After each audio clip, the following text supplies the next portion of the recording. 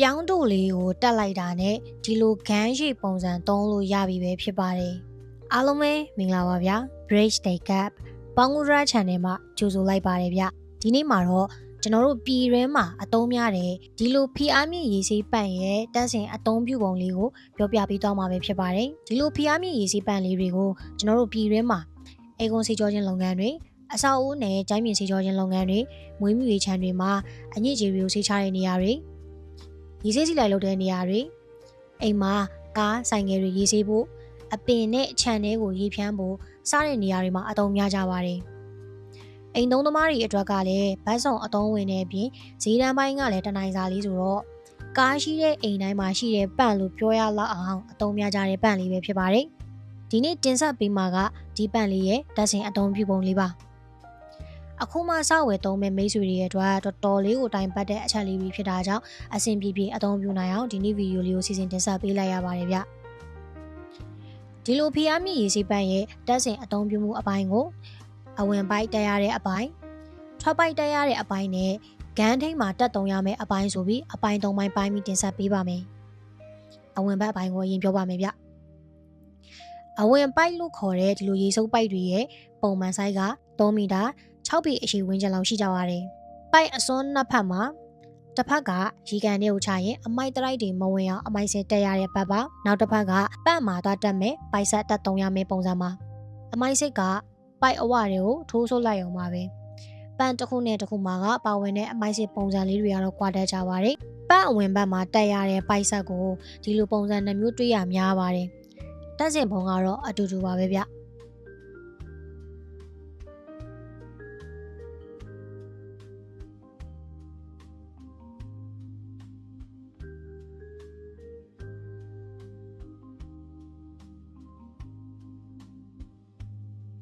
ဒီပိုက်ဆက်လေးတွေကထိုးစို့ပုံစံလေးတွေပါပတ်အဝင်အထိုင်ဘက်မှာစွတ်တက်လိုက်ရုံပါပဲ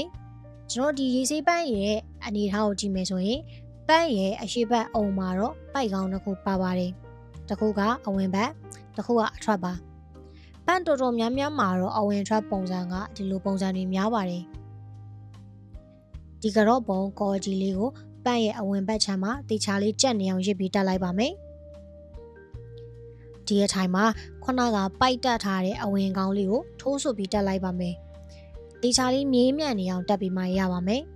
။အဝင်ပိုင်းနဲ့ပိုက်ဆက်တွေလုံအောင်တက်မထားရင်ပန့်ကလုပ်ငန်းစဉ်တိုင်းလုံးမလုံးနိုင်ပါဘူး။နောက်တစ်ပိုင်းကတော့အထွက်ပိုက်တက်ရမယ်အပိုင်းမှာအထွက်ပိုက်ရဲ့အစွန်းနှစ်ဖက်မှာတစ်ဖက်ကဂန်းမှာတက်သုံးပြီးတခြားတစ်ဖက်ကပန့်မှာတက်သုံးရပါတယ်။ဂန်းရဲ့အထိုင်မှာပိုက်ကောင်းကိုထိုးဆုပ်ပြီးတာနဲ့အရစ်ကြအောင်တေချာကြက်ပေးရပါတယ်။ပန့်အထွက်ဘက်မှာလည်းအလားတူပါပဲပိုက်ကိုအရင်ထိုးဆုပ်ပြီးမှအရစ်ကိုတေချာတက်ပေးရပါတယ်ဒီထဲမှာတွေ့ရတဲ့ဒီလို capacitor type ကားစီးပန့်တွေရဲ့ပန့်အထွက်ကောင်းကဒီလိုပုံစံနဲ့လာတာများပါတယ်တချို့ကာဝန်တိုက်တွေမှာဆိုရင်တော့ထိုးဆုပ်ပုံစံမျိုးနဲ့လာတဲ့ခေါင်းတွေလည်းရှိပါတယ်နောက်ဆုံးအပိုင်းဖြစ်တဲ့ဂန်းထိတ်မှာတက်ဆင်အသုံးပြုရတဲ့ပစ္စည်းတွေအကြောင်းပါရေစေးပန့်ဂန်းထိတ်မှာတက်ဆင်အသုံးပြုဖို့ဒီလိုဆက်ပြမြုပ်ဘိုးလေးတွေနဲ့ဂန်းဆက်တန်လေးတွေကတချို့တစိမ့်တွေမှာပါဝင်တတ်ပြီးတချို့တစိမ့်တွေမှာတော့မပါတတ်ပါဘူးဒီလိုဂန်းဆက်တန်အရှိလေးကိုတက်ဆင်အသုံးပြုမယ်ဆိုရင်ရှေ့ကပြောင်းတူလေးကိုဖြုတ်ဂန်းဆက်တန်လေးကိုတက်ဒီဆက်တန်ရဲ့ထိပ်မှာခုနကဖြုတ်လိုက်တဲ့ပြောင်းတူလေးကိုတက်လိုက်တာနဲ့ဒီလိုဂန်းရှိပုံစံအသုံးပြုလို့ရပြီပဲဖြစ်ပါတယ်နောက်တစ်ခုကဆက်ပြမြုပ်ဘူးလေးပါသူ့မှာ YC ကွင်းလေးတစ်ဝင်းပါပါတယ်ပုံပါတိုင်း YC လေးကိုအထိုင်ကျအောင်လုပ်ပြီးရနဲ့ဂန်းထိပ်မှာတက်လိုက်ရုံပါပဲ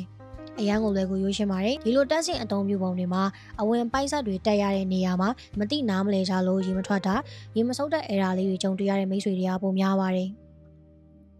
နောက်အပိုင်းတွေမှာတော့ဒီလိုဖိအားပြင်းပြင်းထွက်တဲ့ရေစီးပန့်တွေအကြောင်းနဲ့ဘယ်လိုရွေးချယ်ဝယ်ယူရမလဲဆိုတဲ့အပိုင်းတွေကိုစီစဉ်တင်ဆက်ပေးသွားပါအောင်မယ်ဗျဆိုတော့အခုပြောပြပေးသွားတဲ့အချက်လေးတွေကမိတ်ဆွေတို့အတွက်အထောက်အကူဖြစ်လိမ့်မယ်လို့မျှော်လင့်မိပါတယ်ကျွန်တော်ရဲ့ Bridge Day Gap ပေါင်းကူရာ channel လေးကမိတ်ဆွေတို့စက်ပစ္စည်းတွေဝယ်ယူသုံးစွဲကြရမှာတောင်းတနေရာကနေအကျိုးဖြစ်စေမယ့်ဗဟုသုတလေးတွေကိုစီစဉ်တင်ဆက်ပေးနေတဲ့ channel လေးပဲဖြစ်ပါတယ်မိတ်ဆွေတို့သိရှိလိုတာများရှိရင်လည်းမြင်မြန်ထားခဲ့လို့ရပါတယ်အခုလိုဗီဒီယိုဆုံးဖြတ်ကြည့်ရှုပေးရတဲ့အတွက်လည်းကျေးဇူးအများကြီးတင်ပါတယ်ဗျ like and subscribe လေးလည်းလုပ်ပြီးသားကိုမမေ့ပါနဲ့ဦးဗျာ